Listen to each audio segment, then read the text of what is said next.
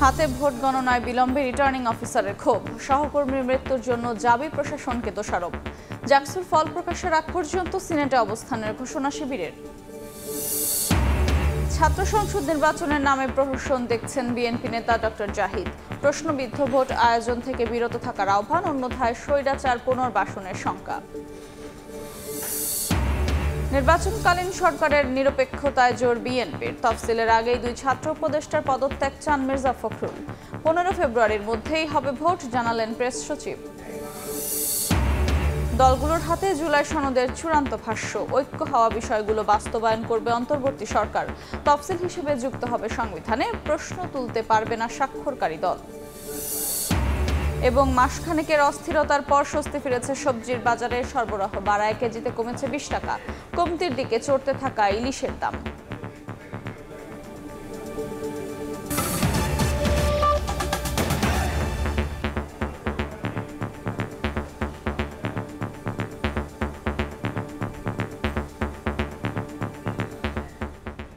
সময় সংবাদের সঙ্গে আছে আমি আফরোজা মৌটুর। 20 ঘন্টা পেরিয়ে গেলেও শেষ হয়নি জাকসু নির্বাচনের ভোট গণনা। হাতে ভোট গণনায় বিলম্বের জন্য কেন্দ্র থেকে বেরিয়ে ক্ষোভ ঝাড়লেন রিটার্নিং অফিসার সুলতান আক্তার। মেশিনের মাধ্যমে ভোট গণনার দাবি জানিয়ে ফল প্রকাশের আগ পর্যন্ত সিনেটের সামনে অবস্থানের ঘোষণা দিয়েছে ছাত্র শিবির মনোনীত প্যানেলের জিএস প্রার্থী। এদিকে নির্বাচন কমিশন বলছে, চূড়ান্ত ফলাফল পেতে অপেক্ষা করতে হতে পারে গভীর রাত পর্যন্ত। এ অবস্থায় জরুরি সভা ডেকেছেন বিশ্ববিদ্যালয় উপাচার্য।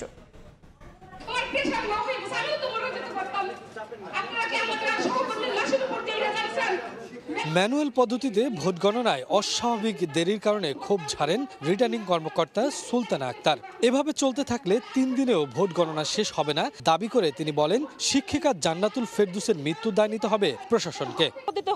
হলেই যদি ভোট কাউন্ট হতো তাহলে দেখা যেত যে বিভিন্ন হলে রাত 10টার মধ্যে রেজাল্ট হয়ে যেত। আমরা এখানে নির্বাচন কমিশনে নিয়ে আসতাম, 11টার মধ্যে রেজাল্ট হয়ে যেত।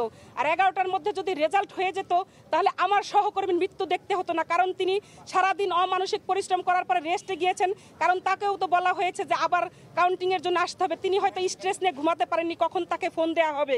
যেমন আমি স্ট্রেস নিয়ে কাউন্ট করে রেজাল্ট দেওয়া হতো, তাহলে আমার সহকর্মীর মৃত্যু দেখতে হতো না, আমাদের কান্না করতে হতো না, আমাদের এইখানে এসে আপনাদের সামনে বক্তব্য দিতে হতো না। আমার সহকর্মীর মৃত্যু আমাকে ব্যথিত করেছে। কেন আমাদের সহকর্মী, অনেক সহকর্মী অসুস্থ হয়েছেন।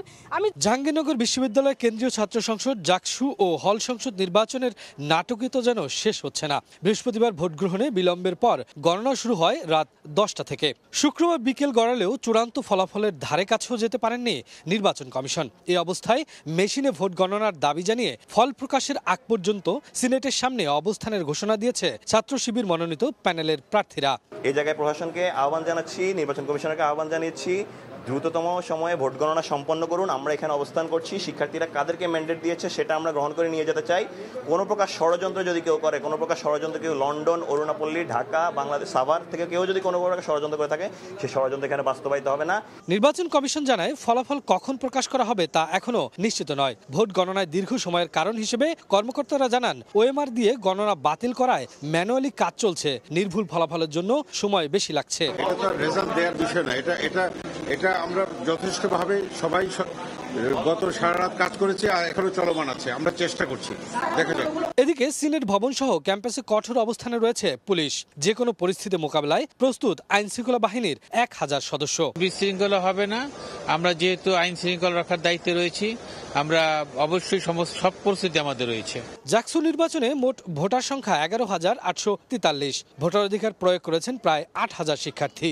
অনিয়মের অভিযোগ তুলে নির্বাচন বয়কট করেছে ছাত্রদল সহ 5 প্যানেল ও 5 স্বতন্ত্র প্রার্থী। শফিকুজ্জামান রুবেল, সময় সংবাদ, সাভার। এই মুহূর্তে জাহাঙ্গীরনগর বিশ্ববিদ্যালয়ে আছেন সহকর্মী হাসান ওয়ালি, শফিকুজ্জামান রুবেল এবং স্বপন আহমেদ। সরাসরি প্রথমে যাচ্ছি ওয়ালির কাছে। জাহাঙ্গীরনগর বিশ্ববিদ্যালয় কেন্দ্রীয় ছাত্র সংসদ জাকসু নির্বাচনের বিভিন্ন প্রার্থী যারা রয়েছেন এখনও তাদের সঙ্গে উপাচার্য বৈঠক করছেন ঠিক যে জায়গাটিতে আমি দাঁড়িয়ে রয়েছি নির্বাচন কমিশনের কার্যালয়ের সামনে।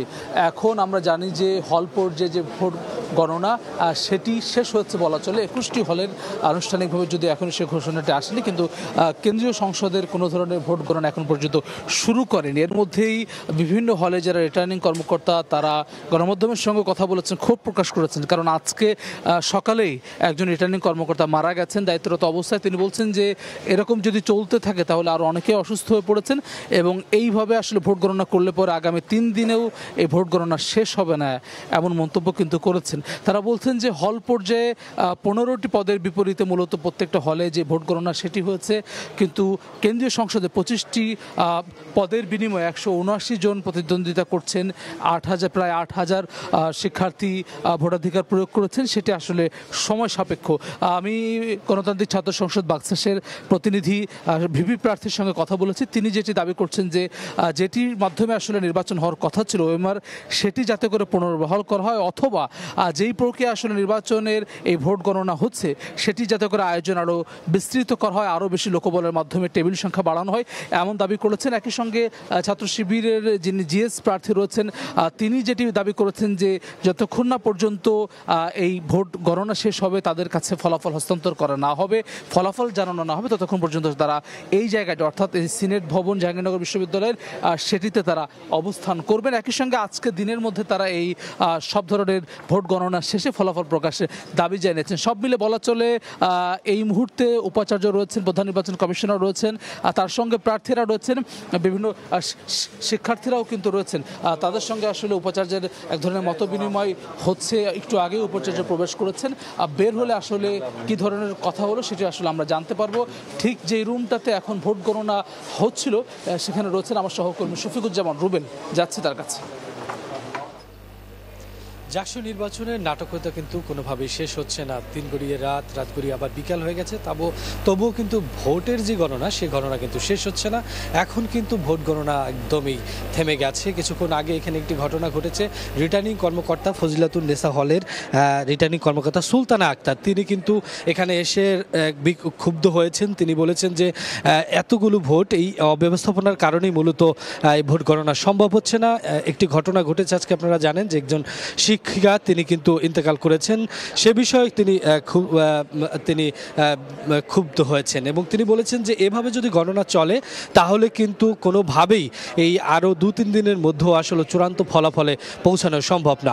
এখন পর্যন্ত যদি বলি যে জাকসু নির্বাচনের যে 21টি হল, সেই 21টি হলের মধ্যে 18টি হলের শুধু হল সংসদ নির্বাচনের ভোট গণনা শেষ হয়েছে, বাকি 3টি গণনা শুরু হয়েছিল। তখনই মূলত সুলতানা আক্তার তিনি এখানে আসার পরে যখন এখানে তিনি মোটামুটি তার ক্ষোভ ঝাড়েন, তারপরে থেকে গেছে সকলেই যারা রিটার্নিং কর্মকর্তা রয়েছেন, যারা এখানে ভোট গণনার সাথে জড়িত ছিলেন নির্বাচন কমিশনের, সকলেই কিন্তু এখন একদম বেকার সময় পার করছেন। এবং কিছুক্ষণ আগে আপনারা জানেন যে এই সার্বিক যেই সমস্যা তৈরি হয়েছে সেই সমস্যা নিয়ে ভিসি কিন্তু তিনি মিটিংয়ে বসেছেন। সকলের দাবি হচ্ছে অতি দ্রুত যাতে ভোট গণনা করা যায়। যেই মেশিন কেনা হয়েছে সেটি থাকা সত্ত্বেও কেন তা ব্যবহার করা হচ্ছে না, সেই জন্য তারা ক্ষোভ প্রকাশ করেছেন। তারা বলছেন যে এটা অত্যন্ত কষ্টকর, দুরূহ। এতগুলো প্রার্থীর এতগুলো ভোট নির্ণয় করে সূক্ষ্মভাবে যদি গণনা করা হয় তাহলে সেটা অনেক সময় সাপেক্ষ ব্যাপার। তারা একদম নির্দিষ্ট করেই বলছেন আরও 2-3 দিনের মধ্যেও সেটা চূড়ান্ত লেভেলে পৌঁছানো সম্ভব না। এখন আপাতত ভোট গণনা বন্ধ রয়েছে। কিছুক্ষণ আগে থেকেই মূলত আমরা দেখছি যে ভোট গণনা বন্ধ রয়েছে। কখন নাগাদ আবার ভোট গণনা শুরু হবে বা সেটা কি পদ্ধতিতে শুরু হবে সেটা কিন্তু এখন অনিশ্চিত। বলা যায় যে প্রায় 24 ঘন্টা পেরিয়ে যাচ্ছে, তারপরে কিন্তু জাকসু নির্বাচনের ফলাফলের কাছাকাছি পৌঁছানো কোনোভাবেই সম্ভব হচ্ছে না। তো সব মিলিয়ে ভোট গণনার জায়গা থেকে এই ছিল এই মুহূর্তে আমাদের সহকর্মী স্বপন আহমেদ। তিনি রয়েছেন ঠিক বাইরের পরিস্থিতি পর্যবেক্ষণে, তিনি জানাবেন সেখানের সার্বিক পরিস্থিতি।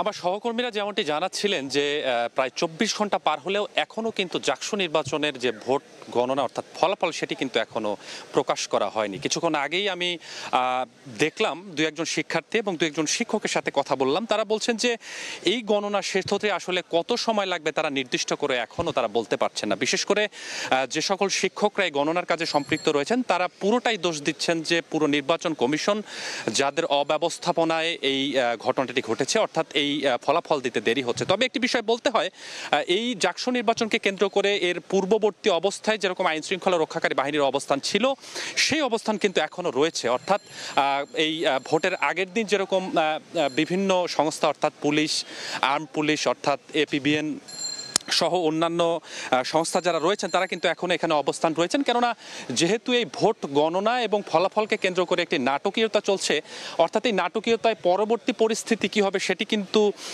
মানুষকে ভাবিয়ে তুলেছে। অর্থাৎ এর কারণেই আইন শৃঙ্খলা রক্ষাকারী বাহিনী যারা রয়েছেন তাদের অবস্থান এখনো রয়েছেন। তবে এই যে টোটাল বিষয়টি, আসলে এই টোটালটি বিষয়টি নিয়েই কিন্তু যেহেতু সারাদিন আইন শৃঙ্খলা রক্ষাকারী বাহিনীর সদস্যরা তারা দায়িত্বরত অবস্থায় ছিলেন, তারাও কিন্তু বেশ ক্লান্ত হয়ে গেছেন, তারা একটু বিশ্রামে আছেন। তবে আইন শৃঙ্খলা বাহিনীর অবস্থান আমরা যখন ঢুকি অর্থাৎ বিকেল 5টার দিকে, তখনও কিন্তু 2টি গেটে যেরকম আইন শৃঙ্খলা রক্ষাকারী বাহিনীর অবস্থান ছিল, ঠিক সিনেট ভবনের সামনেও আইন শৃঙ্খলা রক্ষাকারী বাহিনীর অবস্থান ঠিক তেমনই রয়েছে। তো তারা বলছেন যে ভোটের পরবর্তী যে অবস্থা সেটি সুন্দরভাবে সম্পন্ন করতে যে পরিস্থিতির সম্মুখীন হয় সেটি তারা গ্রহণ করবেন। তো এই ছিল এখন পর্যন্ত ডাকসু নির্বাচন নিয়ে আইন শৃঙ্খলা রক্ষাকারী বাহিনীর যে অবস্থান, সেখান থেকে সব শেষ। জাহাঙ্গীরনগর বিশ্ববিদ্যালয় থেকে জাকসু নির্বাচনের ভোট গণনার খবর জানাচ্ছিলেন সহকর্মীরা। জাকসু নির্বাচনের দায়িত্ব পালনের সময় অসুস্থ হয়ে মারা গেছেন চারুকলা বিভাগের শিক্ষক জান্নাতুল ফেরদৌস। তিনি প্রীতিলতা হলে পোলিং অফিসার হিসেবে দায়িত্ব পালন করছিলেন। তার মৃত্যুতে শোকের ছায়া নেমে এসেছে গোটা বিশ্ববিদ্যালয়ে। জাকসু নির্বাচনের আমেজের মধ্যে জাহাঙ্গীরনগর বিশ্ববিদ্যালয়ের চারুকলা বিভাগের শিক্ষক জান্নাতুল ফেরদৌসের মৃত্যুতে ক্যাম্পাস জুড়ে শোকের ছায়া। শিক্ষক থেকে শিক্ষার্থী সবাই ভেঙে পড়েছেন কান্নায়, অপেক্ষা করছেন শেষবারের মতো প্রিয় শিক্ষককে বিদায় জানানোর। শিক্ষার্থীদের অভিযোগ, প্রশাসনিক অব্যবস্থাপনায় কমিশন কার্যালয়ে অসুস্থ হয়ে পড়েছেন অনেকেই। শিক্ষকের হঠাৎ অসুস্থতার জন্য প্রশাসনিক অব্যবস্থাপনাকেই দায়ী করেছেন তারা। আমাদের অনেক বড় ক্ষতি হয়ে গেছে, আমরা একজন শিক্ষককে হারাই ফেলছি, আমরা আমাদের একটা বড় আপুকে হারাই ফেলছি। এই হারানো কোনো কিছু দিয়ে পূরণ করা সম্ভব না। কমিশনার এখানে অনেকটা দায়ী। শিক্ষকদের অভিযোগ, প্রয়োজনীয় ব্যবস্থা না নিয়েই ভোট গণনায় ওএমআর পদ্ধতি বাতিল করেছে প্রশাসন, যার চাপ পড়েছে সংশ্লিষ্ট সবার ওপর। আমরা কতটা চাপের মুখে বা স্ট্রেসের মধ্যে দিয়ে শিক্ষকদেরকে কাজ করতে হচ্ছে। আমি আশা করব যে এই মৃত্যুর মধ্য দিয়ে আমাদের বিশ্ববিদ্যালয় প্রশাসন, নির্বাচন কমিশন তার সেই দায়িত্ব কী ছিল সেটি নিয়ে ওনারা সোল সার্চ করবেন। প্রক্রিয়া যারা কর্মরত আছেন, আমাদের একজন সহকর্মীর মৃত্যুর পরে সেই বিষয়টিকে বিবেচনায় নিয়ে এই গুরুত্বপূর্ণ ঘটনাটি, যেটি একজন কলিগের চলে যাওয়া, সেটিকে প্রাধান্য দিয়ে তারা কিন্তু একটা সিদ্ধান্তের জায়গায় তারা আসতে পারে। তারা সাময়িক বন্ধ করে হলো এই বিষয়টিকে দেখা উচিত বলে আমি মনে করি। এর আগে শুক্রবার সকালে জাকসু নির্বাচন কমিশন কার্যালয়ে হঠাৎ করেই অসুস্থ হয়ে পড়েন চারুকলা বিভাগের শিক্ষক জান্নাতুল ফেরদৌস। এনাম মেডিকেল কলেজে নিয়ে গেলে জরুরি বিভাগে কর্তব্যরত চিকিৎসক তাকে মৃত ঘোষণা করেন। যেখানে ভোট গণনা হচ্ছে সেখানে যে দরজা ছিল, দরজার হাতল ধরেছিলেন, তো ওখানে থাকা অবস্থায় তিনি পড়ে যান। এরপরে অ্যাম্বুলেন্স কল করা হয়। প্রথমত আমাদের যে চিকিৎসা কেন্দ্র আছে জাহাঙ্গীরনগর বিশ্ববিদ্যালয়, সেখানে নিয়ে যাওয়া হয় এবং সেখান থেকে ডাক্তার তাকে এনাম মেডিকেলে নিয়ে যাওয়ার পরামর্শ দেন। 9টার দিকে আমাদের কাছে আসে। তো আসা মাত্রই আমরা আমাদের ইমিডিয়েটলি দেখলাম যে ওনার পালস, বিপি বা অন্যান্য যে সাইনগুলো, ওগুলো কিছুই পাচ্ছিলাম না, ভাইটাল সাইনগুলো। পরবর্তীতে আমরা ইসিজি করে কনফার্ম হতে পারি যে উনি মারা গেছে। যেহেতু ওনাকে আমরা পেয়েছি আর কি মৃত অবস্থায়, তো প্রাথমিক অবস্থায় এরকম কিছু ধারণা করা যাচ্ছে না কী কারণে উনি মারা গেছে। এটা জানার জন্য পরবর্তীতে চাইলে পোস্টমর্টম করা লাগতে পারে। বাদজুমা বিশ্ববিদ্যালয়ে কেন্দ্রীয় মসজিদ প্রাঙ্গণে মৃতের জানাজা অনুষ্ঠিত হয়। মাসুদুর রহমান, সময় সংবাদ, জাহাঙ্গীরনগর বিশ্ববিদ্যালয়, সাভার, ঢাকা। প্রশ্নবিদ্ধ হয় এমন ছাত্র সংসদ নির্বাচন আয়োজন থেকে বিরত থাকার আহ্বান জানিয়েছেন বিএনপির স্থায়ী কমিটির সদস্য ডক্টর AZM জাহিদ হোসেন। জাকসু নির্বাচনের কথা উল্লেখ করে তিনি বলেন, প্রহসনমূলক ভোট আয়োজনের মধ্য দিয়ে স্বৈরাচারকে পুনর্বাসন করা হবে। এদিকে গণতন্ত্রের উত্তরণে নির্বাচন ছাড়া বিকল্প নেই বলে মনে করেন বিএনপির আরেক নেতা শামসুজ্জামান দুদু। ভোট ঠেকাতে একটি গোষ্ঠী পায়তারা করছে বলেও অভিযোগ তার। দেশের পাবলিক বিশ্ববিদ্যালয়গুলোতে ছাত্র সংসদ নির্বাচন নিয়ে উচ্ছ্বাস উদ্দীপনা দেখা যাচ্ছে শিক্ষার্থী সহ রাজনৈতিক দলগুলোর মধ্যেও। তবে জাতীয়তাবাদী ছাত্রদল প্যানেলের ডাকসুতে ভরাডুবি, জাকসুতে নির্বাচন বর্জন সব মিলিয়ে অস্বস্তিতে ফেলেছে 17 বছর ফ্যাসিবাদের নির্যাতনের শিকার হওয়া বিএনপিকে। দলটির শীর্ষ নেতারা মনে করেন প্রশ্নবিদ্ধ হয় এমন ছাত্র সংসদ নির্বাচন আয়োজন থেকে বিরত থাকতে হবে সংশ্লিষ্টদের।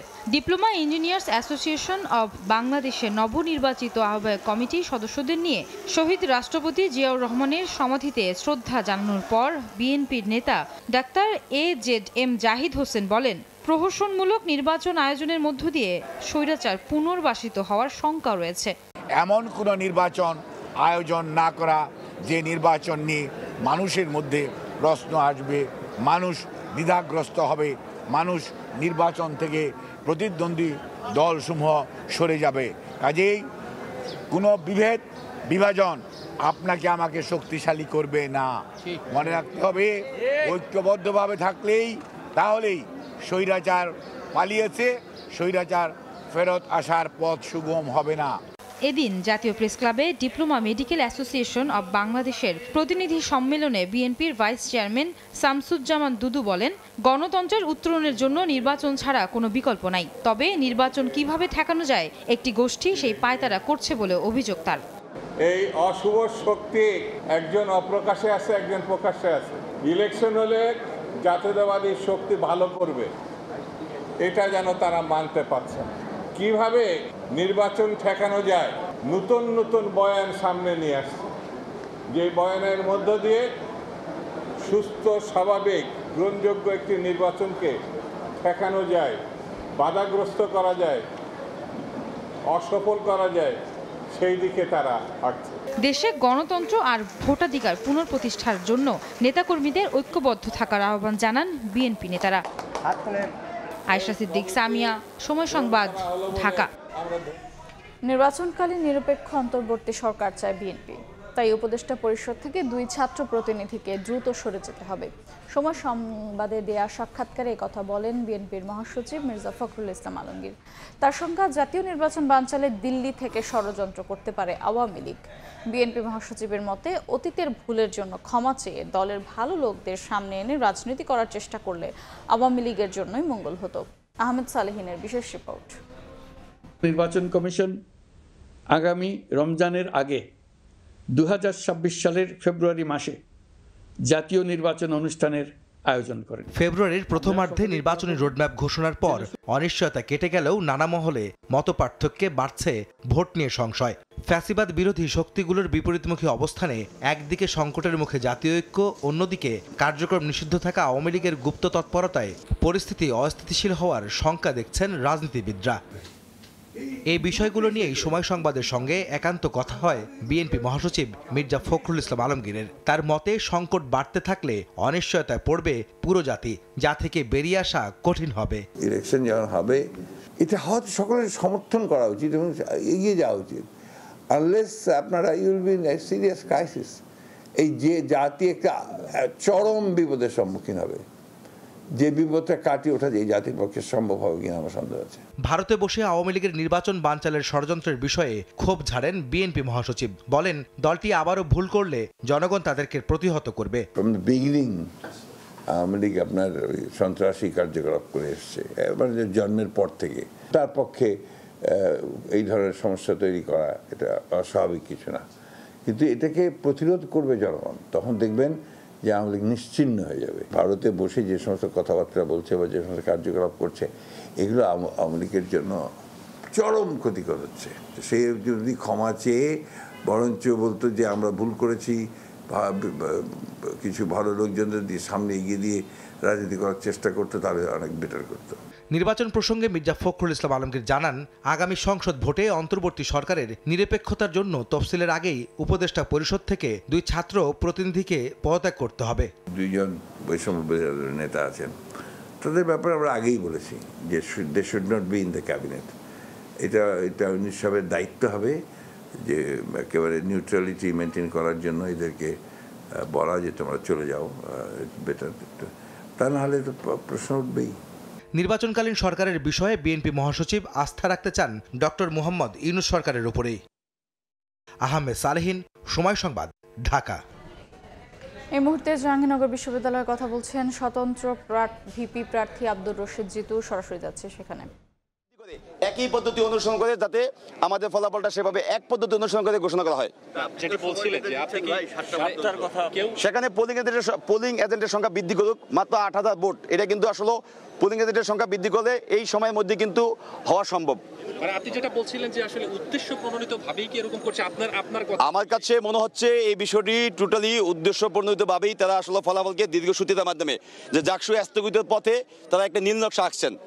কি ধরনের ফায়দা পেতে চায়, কি ধরনের ফায়দা আদায় করতে তারা এই ধরনের? শিক্ষকদের একটি বিশেষ গোষ্ঠী তারা চায় না যে জাকসুটা বাস্তবায়িত হোক, এবং তারা জাকসু বাস্তবায়নের সেই শুরু থেকেই তারা জাকসু যাতে বাস্তবায়িত না হয় তার জন্য বিভিন্ন কূটকৌশল বিভিন্ন চেলেছেন, কিন্তু তারা কিছুতেই সফল হয়নি, এবং সফল না হয়ে সর্বশেষ পর্যায়ে এসে তারা আসলে এই ধরনের বাস্তবতার দিকে যাচ্ছেন, কিন্তু তাদের সেই স্বপ্নকে কিছুতেই বাস্তবায়িত হবে না।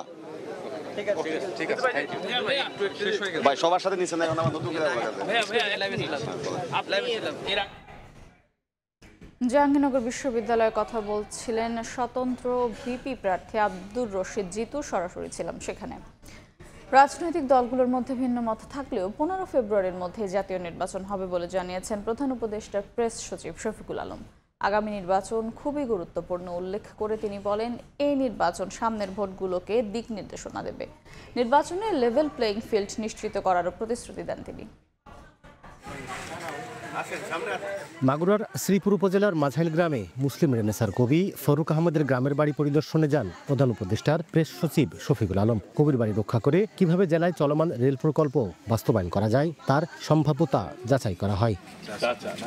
সাংবাদিকদের প্রশ্নের উত্তরে প্রেস সচিব বলেন, রাজনৈতিক দলগুলোর মধ্যে যতই মতবিরোধ থাকুক, নির্বাচন ফেব্রুয়ারির 15 তারিখের মধ্যেই হবে। আগামী নির্বাচন খুব গুরুত্বপূর্ণ উল্লেখ করে শফিকুল আলম বলেন, এই নির্বাচন সামনের ভোটগুলোর জন্য দিক নির্দেশনা। পলিটিক্যাল পার্টির মধ্যে ভিন্ন মত থাকবেই, কিন্তু ইলেকশন, আমরা আবারও বলছি, ইলেকশন ফেব্রুয়ারির 15 তারিখের মধ্যে হবে। চিফ অ্যাডভাইজার বলেছেন এটা একটা ফাউন্ডেশনাল ইলেকশন, যেটা আমাদের সামনের ইলেকশনগুলোকে দিক নির্দেশনা দিবে। নির্বাচন সুষ্ঠুভাবে সম্পন্ন করতে নির্বাচন কমিশন ও অন্তর্বর্তী সরকার একসঙ্গে কাজ করছে উল্লেখ করে শফিকুল আলম বলেন, লেভেল প্লেইং ফিল্ড নিশ্চিতে আইন শৃঙ্খলা বাহিনীর 8 লাখের বেশি সদস্য নিয়োজিত থাকবে। সিকিউরিটি, সেফটি এবং যাতে ক্যান্ডিডেটরা ভালো মতো ক্যাম্পেইন করতে পারেন, সবার জন্য যাতে লেভেল প্লেইং ফিল্ড থাকে, সেটা নিয়ে ইলেকশন কমিশন, আমাদের গভর্নমেন্ট সবাই কাজ করছে। ডাকসুর ইলেকশনটা আমাদের জন্য খুবই ইম্পর্টেন্ট একটা ইলেকশন ছিল, এবং এটার যদি আপনি দেখেন একটা শান্তি শৃঙ্খলা পুরোপুরি ছিল। কবির বাড়ি পরিদর্শন শেষে শুক্রবার দুপুরে মাগুরা সদর উপজেলার সাধ্যহ আশ্রমে পূজা উদযাপন ফ্রন্টের নেতৃবৃন্দের সঙ্গে মতবিনিময় করেন প্রেস সচিব। নির্বাচন ঘিরে শারদীয় দুর্গোৎসবে আইন শৃঙ্খলা পরিস্থিতি কেউ যাতে নষ্ট করতে না পারে সেজন্য সবাইকে সতর্ক থাকার আহ্বান জানান তিনি। লোটাস রহমান সোহাগ, সময় সংবাদ, মাগুরা। জুলাই সনদে চূড়ান্ত ভাষ্য রাজনৈতিক দলগুলোর কাছে পাঠিয়েছে জাতীয় ঐক্যমত্য কমিশন। 84টি আলোচিত বিষয়ে মতামত দিয়েছে 33টি রাজনৈতিক দল। এর আইনি ভিত্তি এখনও চূড়ান্ত করতে পারেনি কমিশন, তবে ঐক্য হওয়া বিষয়গুলো বাস্তবায়ন করবে অন্তর্বর্তী সরকার। সনদে আর কোনো পরিবর্তন আনার সুযোগ না থাকলেও আগামী রোববার রাজনৈতিক দলগুলোর সঙ্গে শেষবার সনদ সংক্রান্ত আলোচনায় বসবে কমিশন। আইনি ভিত্তি ছাড়াই জাতীয় ঐক্যমত্য কমিশন চূড়ান্ত করেছে জুলাই জাতীয় সনদ 2025। বৃহস্পতিবার দিনভর আলোচনা শেষে রাজনৈতিক দলগুলোর কাছে সনদের চূড়ান্ত কপি পাঠানো হয়েছে। সনদে রাজনৈতিক দলগুলোর আর হাত দেওয়ার সুযোগ নেই। এতে স্বাক্ষরের জন্য শনিবারের মধ্যে প্রত্যেক দলের 2 জন প্রতিনিধির নাম পাঠাতে হবে। আগের সমন্বিত খসড়ার সঙ্গে চূড়ান্ত সনদে বেশ কয়েকটি পার্থক্য রয়েছে। চূড়ান্ত সনদের অঙ্গীকারে বলা হয়েছে, সনদ পূর্ণাঙ্গভাবে সংবিধানের তফসিল হিসেবে বা যথোপযুক্তভাবে সংযুক্ত থাকবে। খসড়ায় বলা হয়েছিল, সনদের বৈধতা, প্রয়োজনীয়তা কিংবা জারির কর্তৃত্ব সম্পর্কে কোনো আদালতে প্রশ্ন তোলা যাবে না। কিন্তু চূড়ান্ত সনদে বলা হয়েছে, শুধু স্বাক্ষরকারী দলগুলো কোনো প্রশ্ন তুলবে না। গণঅভ্যুত্থানকে সাংবিধানিক তথা রাষ্ট্রীয় স্বীকৃতি দেওয়া হবে। বাস্তবায়নের ব্যাপারে বলা হয়েছে, ঐক্যমত্যের ভিত্তিতে যেসব সিদ্ধান্ত হয়েছে সেগুলো দ্রুতই অন্তর্বর্তী সরকার ও সংশ্লিষ্ট কর্তৃপক্ষ সম্পূর্ণরূপে বাস্তবায়ন করবে। এছাড়া আগে যেসব দল নোট অফ ডিসেন্ট বা ভিন্ন মত দিয়েছিল তাদের নাম উল্লেখ ছিল, কিন্তু চূড়ান্ত সনদে দলের নাম উল্লেখ না করে শুধু সংখ্যা বলা হয়েছে। খসড়ায় ছিল, এর কোনো বিধান শুধু সুপ্রিম কোর্টের আপিল বিভাগ ব্যাখ্যা দিতে পারবেন, কিন্তু চূড়ান্ত সনদে তা বাদ দেওয়া হয়েছে। ঐক্যমত্য কমিশন বলছে কোনো প্রশ্ন না করেই রাজনৈতিক দলগুলোকে সনদে স্বাক্ষর করতে হবে। এর আইনি ভিত্তি নিয়ে আগামী রোববার রাজনৈতিক দলগুলোর সঙ্গে আলোচনা হবে। এরপর আলাদাভাবে সুপারিশ করবেন তারা।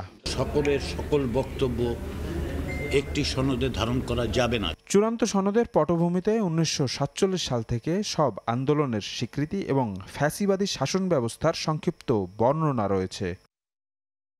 ঐক্যমত্য কমিশনে অংশ নেওয়া 33টি দলের তালিকা যুক্ত করা হয়েছে সনদের পরিশিষ্টে। শফিক মুন্সি, সময় সংবাদ, ঢাকা। প্রশাসনের আশ্বাসে 52 ঘণ্টা পর অনশন ভাঙলেন চট্টগ্রাম বিশ্ববিদ্যালয়ের 9 শিক্ষার্থী। প্রক্টরিয়াল বডির পদত্যাগ, শিক্ষার্থীদের উপর হামলার বিচার সহ 7 দফা দাবিতে অনশনে ছিলেন তারা। বিকেলে আন্দোলনরতদের শরবত পান করিয়ে অনশন ভাঙান উপাচার্য। এর আগে গত বুধবার দুপুরে অধিকার সচেতন শিক্ষার্থীবৃন্দ ব্যানারে বাম সংগঠন ও সাধারণ শিক্ষার্থীরা এই অনশন কর্মসূচি শুরু করেন। এতে যোগ দেন 9 জন শিক্ষার্থী। অনশনে অসুস্থ হয়ে পড়েন তাদের 6 জন, এর মধ্যে 3 জন বিশ্ববিদ্যালয়ের মেডিকেল সেন্টারে চিকিৎসাধীন।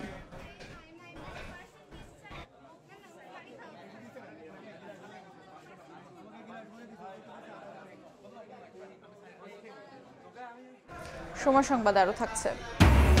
নেপালে অন্তর্বর্তী সরকারের প্রধান হওয়ার দৌড়ে এগিয়ে সুশীলা কার্কি। পার্লামেন্ট ভেঙে দেওয়ার আহ্বান জেনজির। কারফিউর মেয়াদ বাড়ল আরও একদিন, নিহত বেড়ে 51।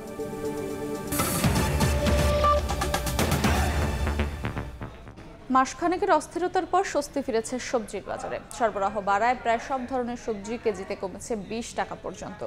এদিকে কমতির দিকে চড়তে থাকা ইলিশ।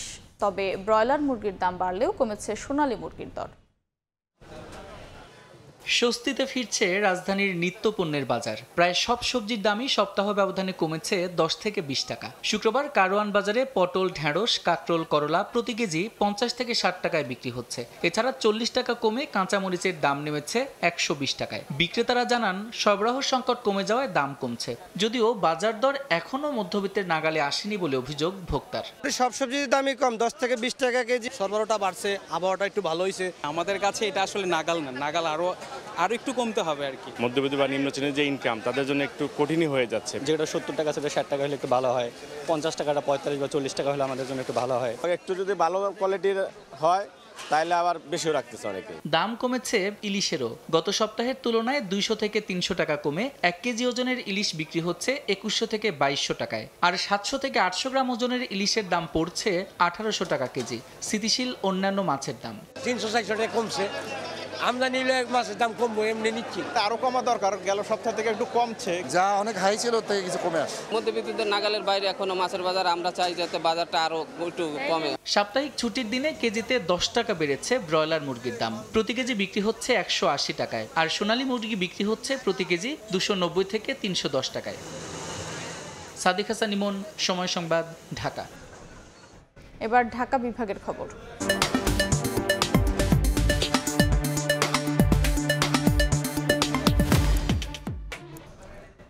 অভিভাবকহীন অবস্থায় পড়ে আছে গাজীপুরবাসীর বিআরটি প্রকল্প। ৫ম দফার মেয়াদও শেষ, তবে নির্মাণ কাজ শেষ না হওয়ায় দেখভালের দায় নিতে চায় না কেউ। এমন বাস্তবতায় সড়কটি পরিণত হয়েছে মাদকসেবী আর ছিনতাইকারীদের নিরাপদ আস্তানায়। রাষ্ট্রের ৪,০০০ কোটি টাকা খরচের পর অবশেষে প্রকল্পটি পুনর্বিবেচনার সিদ্ধান্ত নিয়েছে কর্তৃপক্ষ। জুনায়েদ জুবেলের ছবিতে মেহেদী হাসানের রিপোর্ট। দেশের ইতিহাসে একের পর এক রেকর্ড গড়ছে বাস র্যাপিড ট্রানজিট বিআরটি প্রকল্প। দেশবাসীকে স্বস্তির স্বপ্ন দেখানো এই পথ এখন দুর্ভোগের আরেক নাম। দিনের আলোয় যতটা দৃষ্টিনন্দন, অন্ধকার নেমে এলে ঠিক ততটাই ভয়ঙ্কর বিআরটি প্রকল্পের এই সড়কটি। গাজীপুর থেকে উত্তরা পর্যন্ত এই পথ এখন অপরাধের হটস্পট। ছো মেরে সর্বস্ব লুটে নেওয়ার এই দৃশ্য গাজীপুরবাসীর কাছে ফাঁকা স্টেশনগুলো আতঙ্ক বাড়ায় আরো কয়েক গুণ। যখন নামা শুরু করে উনি পিছিয়ে পিছিয়ে হাঁটা শুরু করে। কেউ যদি জানালাতে মোবাইলটা ধরে কথা বলে, ওরা গাড়ির ভিতরে রানিং উপরে টান দিয়ে নিয়ে যায়। শুধু রাত নয়, দিনেও ঘটছে ছিনতাই। বাধা দিলে দিতে হচ্ছে প্রাণ। 5 দফায় মেয়াদ বাড়িয়েও প্রকল্পের কাজ শেষ না হওয়ায় আইনি সেবাও মিলছে না সহজে। সিসিটিভি ক্যামেরাগুলো যদি সফলভাবে অ্যাক্টিভ হয়, সেক্ষেত্রে আমাদের একটা সুবিধা পাওয়া যাবে। গাজীপুরবাসীর এই বিস্ফোরার দায় নিতে চায় না সিটি কর্পোরেশনও। সিসিটিভি বা যেটাই বলেন সেটা তো হবে ফিউচারে। এখন তো এটা সিসিটিভি বিষয়টা এখন আসার কথা না। এটা কনস্ট্রাকশন কাজ শেষ হলে ধরেন ওয়াইএনএম এর আন্ডারে এগুলি চলে আসবে সব। বিআরটি প্রকল্প কেন্দ্রিক নানা অপকর্মের অভিযোগে এরই মধ্যে হাজারেরও বেশি অপরাধীর তালিকা করেছে গাজীপুর মেট্রোপলিটন পুলিশ। মেহেদী হাসান, সময় সংবাদ, গাজীপুর।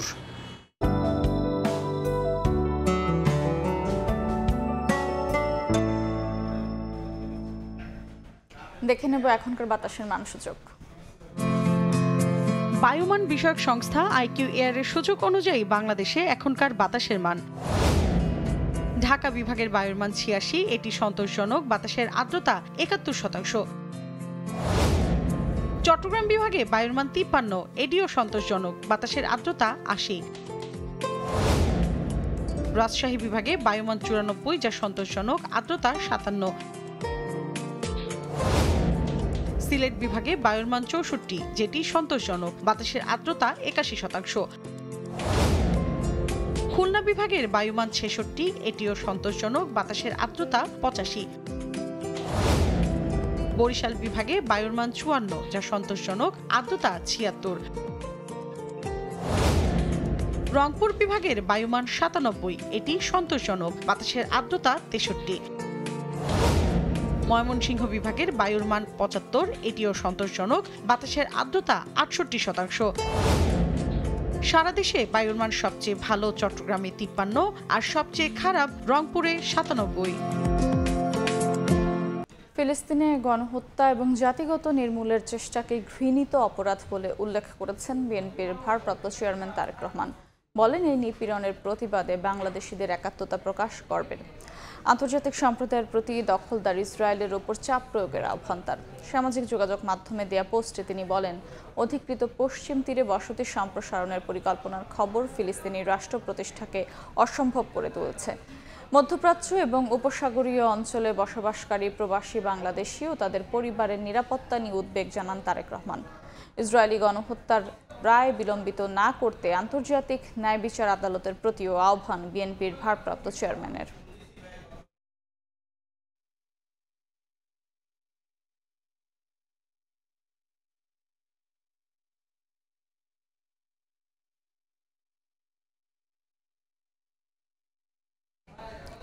নেপালে অন্তর্বর্তী সরকারের প্রধান হওয়ার দৌড়ে এগিয়ে আছেন সুশীলা কার্কি। শুক্রবারই সাবেক এই প্রধান বিচারপতিকে নিয়োগ দিতে পারেন প্রেসিডেন্ট রামচন্দ্র বলে জানিয়েছে স্থানীয় গণমাধ্যম। সুশীলা কার্কিকে সমর্থন দিয়েছে আন্দোলনের নেতৃত্ব দেওয়া জেনজি। একই সঙ্গে সংবিধান বহাল রাখার কথাও স্পষ্ট করেছে তারা। দুদিন ব্যাপক সহিংসতা ও প্রধানমন্ত্রীর পদত্যাগের পর নেপালের পরিস্থিতি এখনও থমথমে। নিরাপত্তা নিশ্চিতে টহল দিচ্ছে সেনাবাহিনী, রাস্তায় স্বাভাবিক হচ্ছে মানুষের চলাচল। আন্দোলন চলাকালীন বিভিন্ন দেয়াল লিখন, স্লোগান, পরিষ্কার পরিচ্ছন্নতায় কাজ করছেন অনেকে। এদিকে ৪ দিনের অস্থিরতার পর শুক্রবার নেপালের অন্তর্বর্তী সরকারের প্রধান হিসেবে দায়িত্ব নিতে পারেন সাবেক প্রধান বিচারপতি সুশীলা কার্কি। স্থানীয় গণমাধ্যম জানায়, দেশটির প্রেসিডেন্ট রামচন্দ্র পোদেল তাকে নিয়োগ দিতে সম্মত হয়েছেন। সুশীলা কার্কিকে সমর্থন জানিয়েছে আন্দোলনের নেতৃত্বে থাকা জেনজি। এর আগে বৃহস্পতিবার অন্তর্বর্তী সরকারের প্রধান হিসেবে সুশীলা কার্কি তাদের প্রথম পছন্দ বলে জানান নেতারা। দুর্নীতি বিরোধী অবস্থানের জন্য বেশ পরিচিত তিনি। একই সঙ্গে পার্লামেন্ট ভেঙে দেওয়ার আহ্বান জানান আন্দোলনকারীরা। তবে সংবিধান বহাল রাখার কথা জানিয়েছে তারা। এখন দেশটার জন্য একজন সৎ ও দায়িত্বশীল অভিভাবক প্রয়োজন। আমাদের নিরাপদ পথে এগিয়ে নিতে হবে। তাই এমন একজন ব্যক্তিকে দরকার যিনি আইন ও সাংবিধানিক বিষয়গুলো ভালোভাবে বোঝেন এবং পরিপক্ক। আমার মতে সুশীলা কার্কি সবচেয়ে ভালো বিকল্প। দেশের অভিভাবক হিসেবে তিনি দায়িত্ব নিতে পারেন। নেপালের রাজনৈতিক সরকারের পতনের পর অন্তর্বর্তী সরকার গঠনের সেনাবাহিনীর সঙ্গে আলোচনায় বসে আন্দোলনকারীরা। তবে সরকারের নেতৃত্ব নিয়ে মতবিরোধ তৈরি হয়। তরুণ প্রজন্মের আন্দোলনকারীরা ৩ জনের নাম প্রস্তাব করে। সুশীলা কার্কি ছাড়াও আলোচনায় আছেন র্যাপার থেকে কাঠমান্ডুর মেয়র হওয়া বালেন্দ্র শাহ এবং সাবেক বিদ্যুৎ ব্যবস্থাপনা পরিচালক কুলমান ঘিসিং। রাইসা জান্নাত, সময় সংবাদ। খেলার খবর। জয়ের সঙ্গে কোনো কিছুরই তুলনা হয় না। এশিয়া কাপের মতো বড় টুর্নামেন্ট জয় দিয়ে শুরু করা গেছে, এটাই বড় প্রাপ্তি বলে মনে করেন সাবেক অধিনায়ক এবং সাবেক প্রধান নির্বাচক মিনহাজুল আবেদিন নান্নু। রান রেট নিয়ে না ভেবে ভালো ক্রিকেট খেলার দিকে মনোযোগী হওয়ার পরামর্শ দিলেন তিনি। শ্রীলঙ্কা ম্যাচটা জিতে গেলেই সব সমালোচনা থেমে যাবে বলেও মনে করেন নান্নু। এরকম খুব একটা হয় না। সাধারণত বাংলাদেশ ম্যাচ জিতলেই হাফ ছেড়ে বাঁচেন সমর্থকরা, কিন্তু এবারের পরিস্থিতি ভিন্ন। এশিয়া কাপে যাওয়ার আগে ক্রিকেটার থেকে ক্যাপ্টেন সবাই শুনিয়ে গেছেন বিশাল লক্ষ্যের কথা। ম্যাচ জেতা নয়, টার্গেট বাংলাদেশের চ্যাম্পিয়নশিপ। শুধু কি তাই, শেষ 3 সিরিজেই যে প্রতিপক্ষকে উড়িয়ে দিয়েছিল লিটন বাহিনী। স্বাভাবিকভাবেই হংকং ম্যাচের এই মেরমেরে ব্যাটিং মন ভরাতে পারেনি সমর্থক সমালোচক কারোরই। তাই তো ম্যাচ জিতেও যেন স্বস্তিতে নেই বাংলাদেশ। তবে এভাবে ভাবতে চান না সাবেক অধিনায়ক মিনহাজুল আবেদিন নান্নু। তার সোজা কথা, জয়ের আনন্দের সঙ্গে তুলনীয় নয় কোনো কিছুই। জয়ের সাথে তো কোনো কিছু তুলনা করা যায় না। জয় দিয়ে তো শুরু করেছে টুর্নামেন্ট এবং জয় দিয়ে শেষ করবে।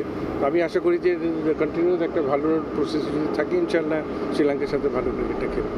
যতই আড়ালে রাখা হোক না কেন, এটা বাস্তবতা। টাইগারদের ব্যাটিংটা টি-20 সুলভ হয়নি। লিটন ছাড়া স্ট্রাইক রেট নিয়ে প্রশ্ন তোলা যাবে সবারই। নান্নুও অস্বীকার করেননি সেটা। তবে তার দাবি, কন্ডিশন এবং মাঠের সঙ্গে মানিয়ে নিতে সময় লেগেছে ফিল সিমন্স শিষ্যদের। অ্যাডজাস্টমেন্টের দরকার আছে। অনেকদিন পরে এখানে খেলছে আবুধাবির মাঠে, তো সেই হিসাবে অ্যাডজাস্টমেন্ট দরকার ছিল। যথেষ্ট ভালো খেলেছেন। আমি বলবো যে উইনিং সবসময় সামনের ম্যাচটা ভালো খেলতে আরও বেশি সাহস যোগাবে এবং ভালো ক্রিকেটটা খেলার জন্য এই প্রসেসটা যদি ঠিক থাকে, আশা করি যে শ্রীলঙ্কার সাথে ভালো ক্রিকেট। হংকং ম্যাচ এখন অতীত। যা হয়ে গেছে তার ফিরিয়ে আনা যাবে না। সামনে প্রতিপক্ষ শ্রীলঙ্কা, এশিয়া কাপের অন্যতম ফেভারিট দল। নান্নুর আশা, ভালো খেলার ধারাবাহিকতা ধরে রাখবেন লিটনরা। আর তাহলেই যে ফলটাও আসবে নিজেদের পক্ষে। প্রতিটা ম্যাচই এখানে ভেরি ইম্পর্টেন্ট টুর্নামেন্টে। এখন পরবর্তী ম্যাচ শ্রীলঙ্কার সাথে, আমি আশা করি যে শ্রীলঙ্কার সাথে ভালো ক্রিকেটটা খেলবে আশা করছি। টি-20তে শ্রীলঙ্কার বিপক্ষে মুখোমুখি হওয়া শেষ সিরিজে জয়ী দল বাংলাদেশ। নিয়ন মোহাইমিন, সময় সংবাদ। এতক্ষণ দেখছিলেন সময় সংবাদ।